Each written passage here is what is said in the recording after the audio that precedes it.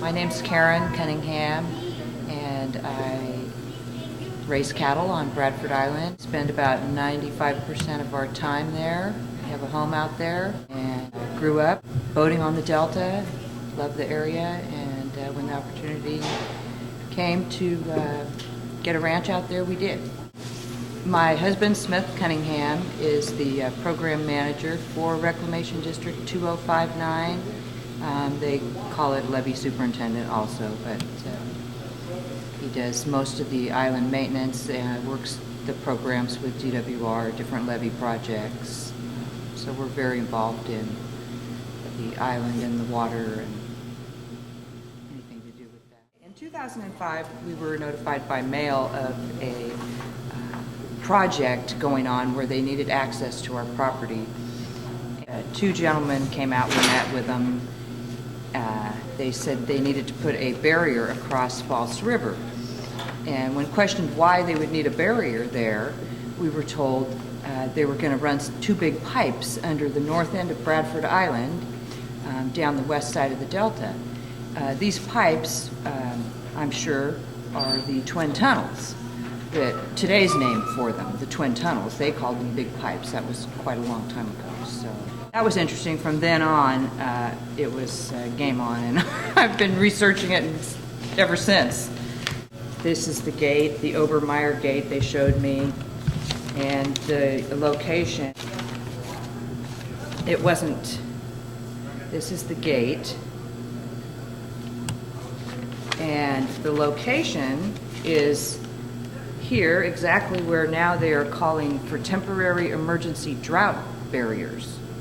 Same exact spot. Because I have the letter they just sent to me.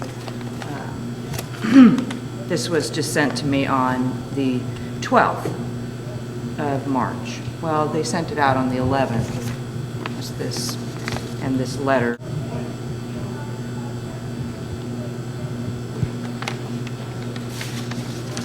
Delta debate, resurrecting the canal. This was in 2008. Matt Wisner came out and did an interview with us, and at that time they were still referring to it as canal, even though we had been told 3 years before that it was big pipes, but everyone still called it a canal. And so they don't show the alternative that they don't even show it. The alternative that everyone is thinking they're going to take now, which is, I believe, 4C. We are 1C, 2C, and 6C down the west side. So to me, if the state already owns most of this property following here, why would you come down here and have to pay eminent domain all these people? It doesn't make sense to me.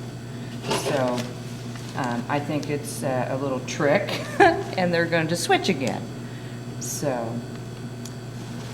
And switch to what? To this one, to the west. So they've got to focus on the center, just like they had a focus on Cortland for all those intakes. And then, bing, they changed them to Staten Island, just like that. So they're going to, this is going to do a switch, I believe, my opinion.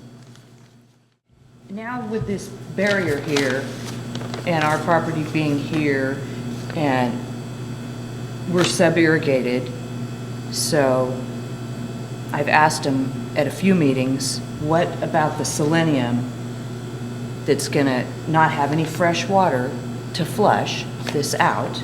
It's all going to be balled up in here. Am I going to get selenium tainted feeding my cattle? That's a big impact for me. And I have 3 other pieces of property on this same island. So now I'm going to have super fast water flowing by, worry about flood, but the impact for the animals that I turn around and sell and people eat, the public eats. This is a letter from the Department of Water Resources Recycling and Recovery that did the cleanup of the Delta, apologizing for tearing up our levees and almost arresting my husband for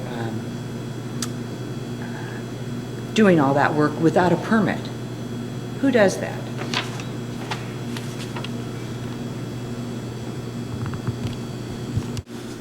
When they did this cleanup, with this construction outfit from Southern California.